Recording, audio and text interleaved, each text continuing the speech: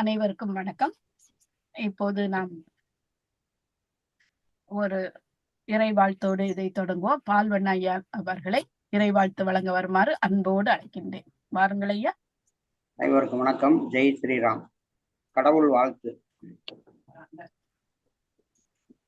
நன்மையும் செல்வமும் நாளும் நல்குமே, திண்மையும் பாவமும் சிதைந்து தேயுமே, தென்மமும் மரணமும் இன்றி தீருமே, இம்மையே ராமா என்ற இரண்டு எழுத்தினாள். நம்பியும் என் நாயகனை ஒக்கினான், அயல் நின்றான், தம்பியும் ஒக்கின்றான், தவவேடம் தலை நின்றான், துன்பம் ஒரு முடிவு இல்லை, திசை நோக்கி தொழுகின்றான், எம் பெருமான் பின் பிறந்தார் இளைப்பரோ பிழைப்பு என்றான். அல்லை ஆண்டு அமைந்த மேனி அழகனும் அவளும் துஞ்சவில்லை ஒன்றிய கையொடும், வெய்து உயிர்ப்படும் வீரன் நல்லை ஆண்டு உயர்ந்த தோளாய், கண்கள் நீர் சொரிய நங்குள் எல்லை காண்பு அளவு நின்றான், இமைப்பில நயனம் என்றான். ஜெய் ஸ்ரீராம். நன்றி ஐயா. மிகச் சிறப்பாக இறை வணக்கம் பாடி நிகழ்வை தொடங்கி வைத்த உங்களுக்கு நன்றி. இணைய வழியில் கம்பன் கழகம் அறக்கட்டளை திண்டிவனம் மற்றும் ஆஸ்திரேலியா தமிழ் வளர்ச்சி மன்றம், Kamban book of world record இணைய வழியில் இணைந்து நடத்தும் உலகெங்கும் ராமாயணம் ஒவ்வொரு வாரமும் சனிக்கிழமை மற்றும் ஞாயிற்றுக்கிழமைகளில் இந்திய நேரம் மாலை 5 மணி முதல் 7 மணி வரை இந்த நல்ல நிகழ்விற்கு நமக்கு தலைமை தாங்கி ஆசி வழங்கக்கூடிய திரு கைலாய பரம்பரை மயிலம் பொம்மபுர ஆதீனம் ஸ்ரீமத் சிவஞான பால்ய சுவாமிகள் திருமடம் ஸ்ரீ சிவஞான பால்ய சுவாமிகள் 20ஆம் பட்டம் குருமகா சன்னிதானங்கள் அவர்களை வணங்கி, நம்மை எப்போதும் அழைப்பின் மகிழ்வில் நிரப்பிக் கொண்டிருக்கக்கூடிய கம்பன் கழகம் அறக்கட்டளை திண்டிவனம் நிறுவனர் மற்றும் தலைவர் திரு சரவணன் ஐயா அவர்களை வணங்கி, பேராசிரியர் முனைவர் சந்திரிகா சுப்பிரமணியன் அவர்கள்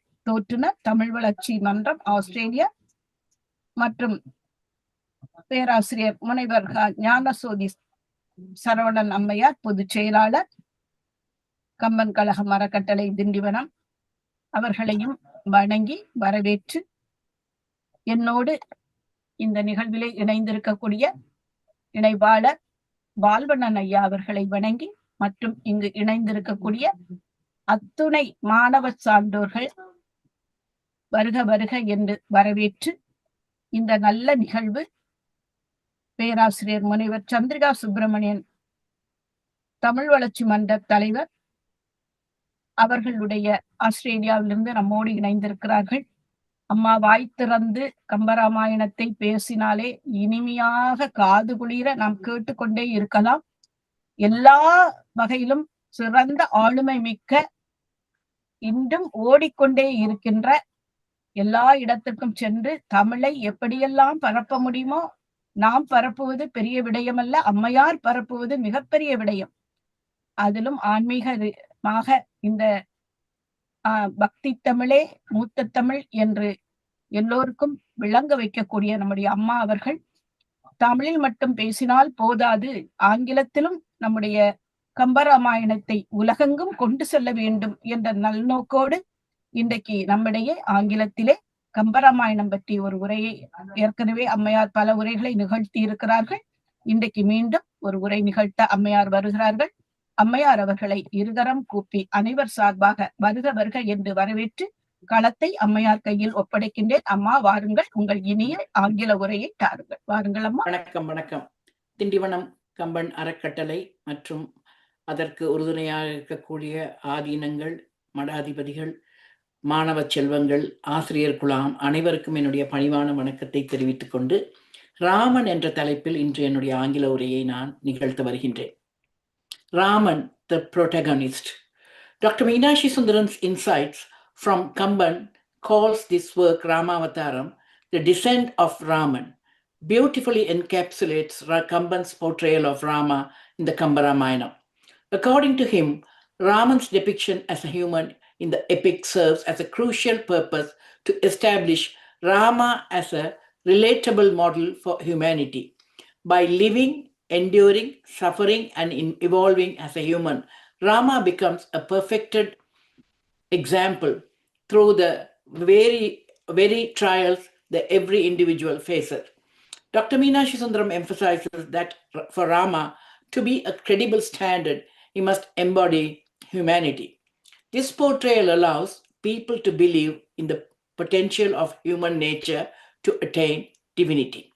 Thus, in Kamban's rendition, Rama is indisputably depicted as a whole human, reinforcing the beliefs in the transformation of human nature into something divine.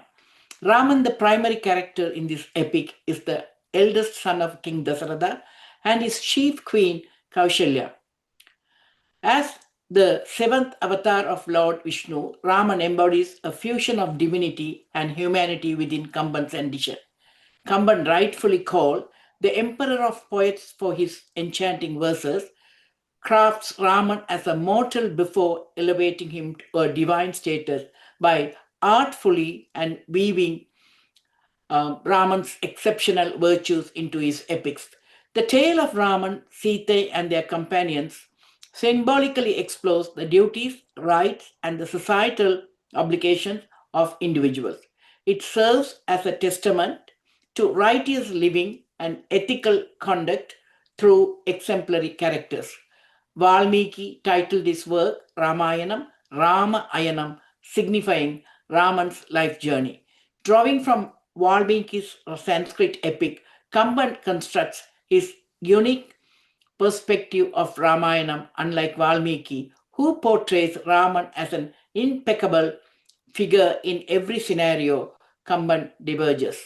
Kamban's portrayal of Raman encapsulates a dual nature, embodying both a divine entity and a mortal. Remarkably, Kamban seamlessly navigates these dual aspects without compromising the integrity of Raman's characters throughout the epic. He envisions Raman as an incarnation of God enriched with multitude human traits. Within Kamba Ramayanam, Raman's virtuous deeds and upright conduct form the crux of the entire narrativity.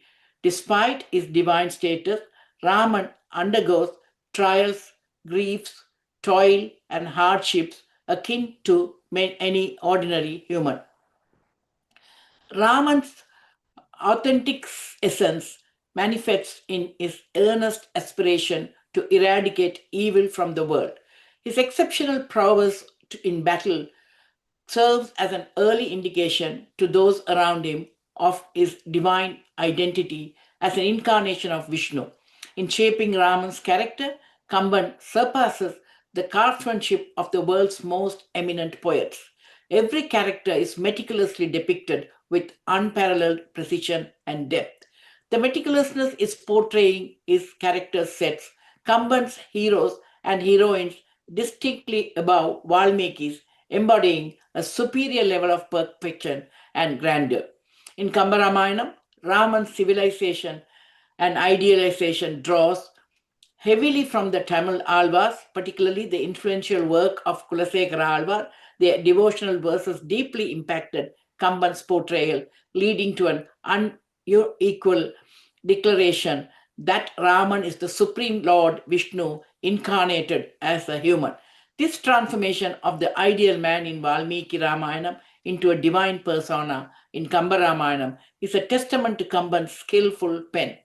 Right from the outset, Kamban introduces the concept of Raman as a god, God's incarnation in his epic through the Payiram, the introductory verses.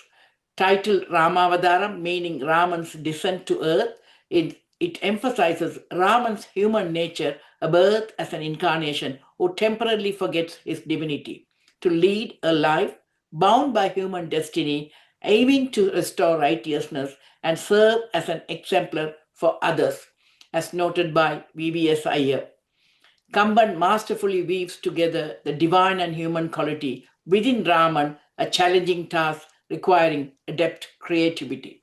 The contrast between God's omnipotent nature and humanity's limitation within the world's famous of core theme. Raman embodies both a feat accomplished skillfully by Kamban in crafting an epic hero who balances these disparate aspects. Transforming Raman from a prince to a divine incarnation isn't a sudden shift but a gradual process. Showcasing his flaws and virtues resonates with the Bhakti movement of Kamban's era and ensuring Raman's heroism remains relevant through time. Kamban introduces Raman when King Dasarathan expresses concerns about his throne succession to sage Vasishta, who reminds him of Lord Vishnu's boon to incarnate as Dasaratha's son, setting the stage for concealing the divine secret throughout the narrative. Several incidents in the narrative, such as Raman's encounter with Varadan in the Dandaka forest, leading to the demon's transformation back to his original Gandharva form, serves as a clear demonstration of Raman's divine incarnation. These instances emphasizes Raman's divine essence, validating Kamban's portrayal of him as the incarnation of Vishnu. In these encounters, Raman demonstrates a keen perception, intuitively recognizing the presence of celestial beings like Indra alongside sages. However, a character like Viradan and Kabandan are transformed from their cursed forms upon Raman's touch or presence. Their praise of Raman as the creator of the universe aligns with the divine secret Kamban weaves throughout the narrative. Despite the characters praying to Lord Vishnu, in their minds, Raman's inquiries about Viradan, Kabanda, and Garuda highlights his human behavior. Cleverly crafted by Kamban to maintain the secrecy of these characters, prayers being internal thoughts rather than verbalized. Indra and Garuda, celestial beings, identify Raman as the divine incarnation due to their celestial status, while Viradan and Kabanda, having lost their celestial forms due to curses, regain their original divine selves upon praying to Raman. Kamban distinctively portrays these instances, emphasizing the characters' recognizing of Raman's divine nature while preserving the secrecy of his avatar. Numerous characters directly acknowledge Raman as the incarnation of the Supreme Being. Parasuraman's challenge to wield Vishnu's bow results in Raman's effortless victory, leading Parasuraman to acknowledge Raman as the primordial cause. Sages in the forest recognizing Raman as their savior from the wicked Rakshasas, while Sarabangan awaits Raman's arrival to gain liberation from his worldly bonds, chooses self-immolation and ascends to heaven upon Raman's presence. These instances underscore Raman's divine essence, with characters directly acknowledging his true nature as the incarnation of the Supreme Being. The interactions with celestial beings, curses being lifted upon contact with Raman, and characters' direct recognition all serve to subtly highlight Raman's divinity identified throughout Kamban's narrative. Throughout the epic, various sages and celestial beings acknowledge Raman's divine essence. The sages at Dandaka recognize Raman as the very cause of the universe, declaring absolute surrender to him. Even sage Agastya acknowledges Rama as the supreme being. Sabari, guided by her guru Madanga, awaits Raman's arrival, offering him fruits and asserting that Raman's sacred feet hold the power to absolve all her sins. When Raman uses Brahmastra to dry up the ocean, Varuna, the god of the ocean, acknowledges Raman's supremacy, praying fervently and recognizes Raman as the ultimate cause. As at critical moments, such as when Rama is filled with despair over Lakshmana's apparent death, or during the final war with Ravana, the gods Brahma and Shiva explains to Raman that he is the God incarnate. Kamban weaves divine manifestation into the story, with Lord Vishnu's conch blowing on its own to signal victory, Vishnu's weapons positioning themselves alongside Raman, and Garuda appearing upon the destruction of Raman's flag, symbolizing Raman's identity as Lord Narayana and foretelling his victory. However, Kamban carefully avoids having Raman explicitly acknowledge or refute the prayers and recognition of his divine nature.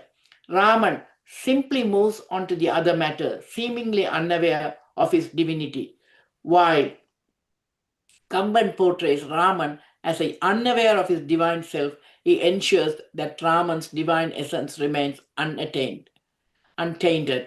Twice in the epic, Kamban indirectly reveals the truth, the divinity. When Raman's bow breaks in battle with Kara, Varuna replaces it with the bow of Vishnu entrusted to him by Parasuraman.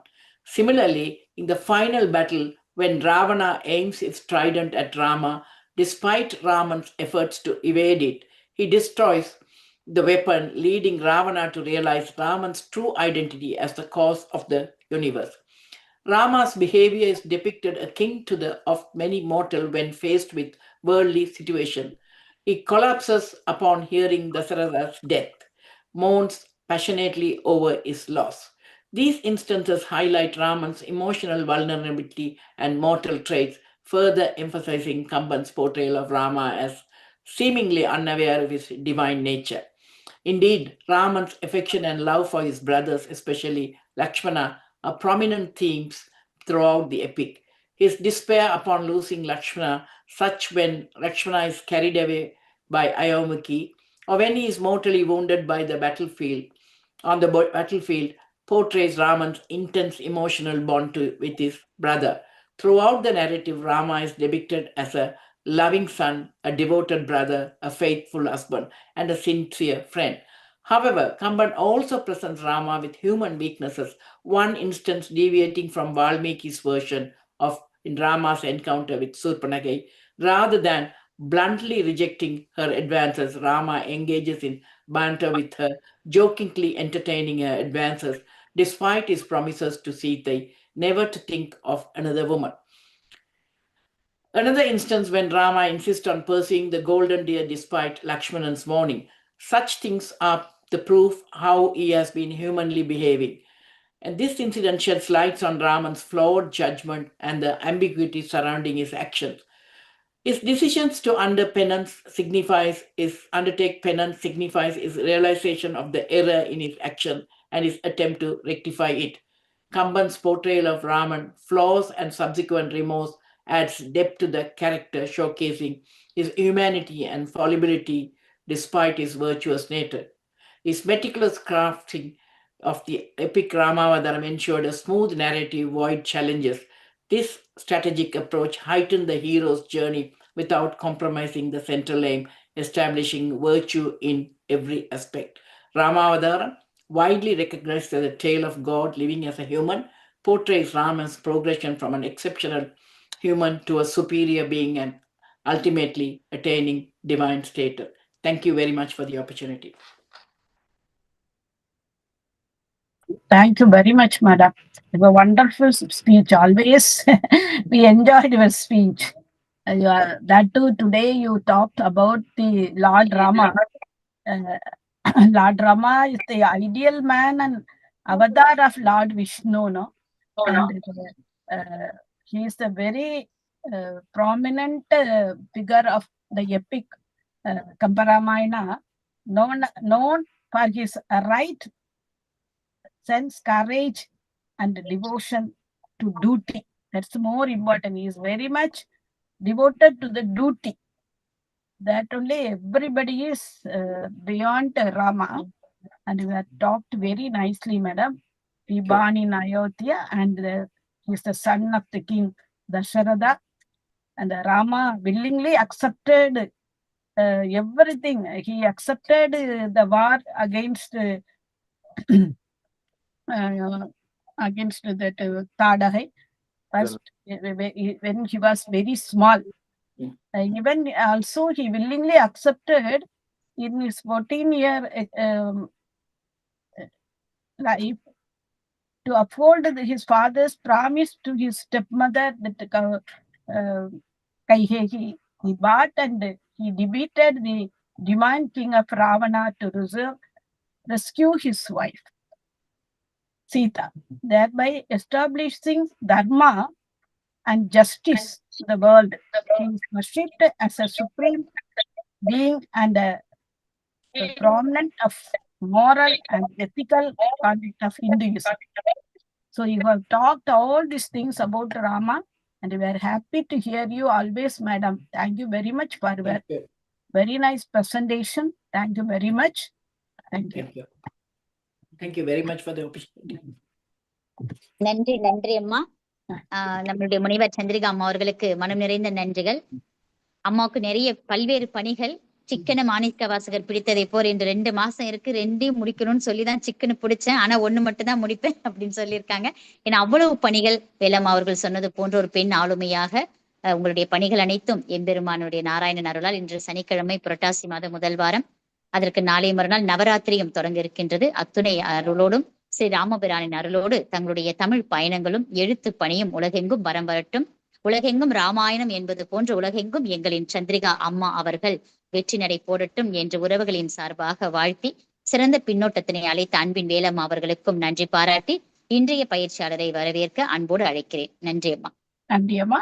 நன்றி அம்மாவுக்கு மீண்டும் நம்முடைய மனம் கனிந்த நன்றிகளை தெரிவித்துக் கொள்வோம் சந்திரிகா அம்மாவுக்கு. ஏன்னா அவங்களுடைய ஆங்கில உரை அவ்வளவு ஒரு